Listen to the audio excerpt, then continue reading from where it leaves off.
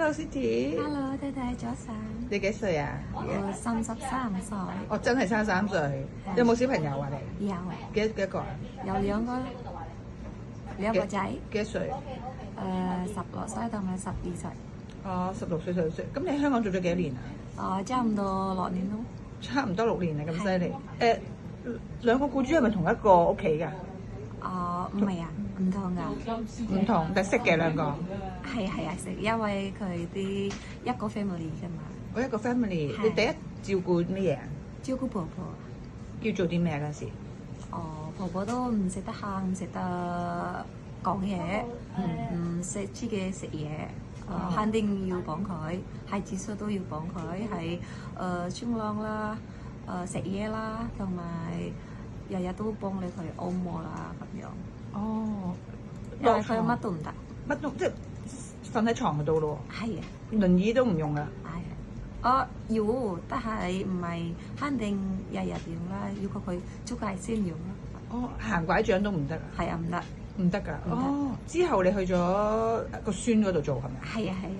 哦，個孫嗰度做咩？婆婆走咗嘅時候咧，係老闆咧，佢唔要兩個姐姐㗎啦，所以咧佢個孫又出世之後咧，依個係老闆呢請我啦佢。哦，係。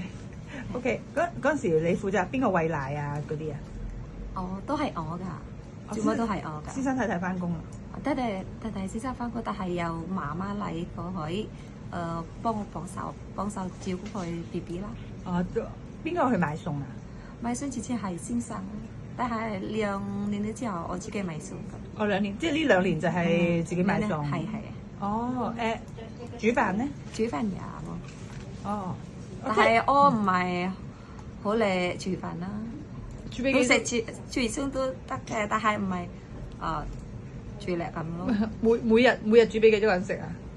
我之前都好多人，但係依家都唔係好多人啦，因為咧佢又搬屋啦，係中間屋嗰度。之前我哋係盡幾多個人啊？全部之前都係4個人同我4個人，但係日日都媽媽同埋爺喺嗰邊食嘢啦。都係你煮啊？一個人？都係。每日都煮俾6個人食。係。而家就每個日煮俾幾多個人食啊？4個。我而家咧淨係一個先要2次煮飯。係啊。以前就煮多啲。delivery 啦，嗌嘢食啊，買嘢食。係。OK。因為咧係我個女咧要學習啊。一個星期就唔知，所以我轉唔到住上啦。補習嗰啲啊？學咩啊佢？學英文咯。學英文。係啊。1、3、5。你識煮咩啊？簡單啲嘢咯。蒸魚、蒸雞先。係啊，得㗎，就脆啦。煲湯咧？但係唔係真係我唔係最叻廚師啦。煲湯咧？煲湯都 OK，但係肯定夠我先得㗎，因為我真係唔係好聰明。咁你最叻做咩？唔係好聰明啊！好聰明係個叫明明啦，咁樣煲湯呢啲叫明明啦咁。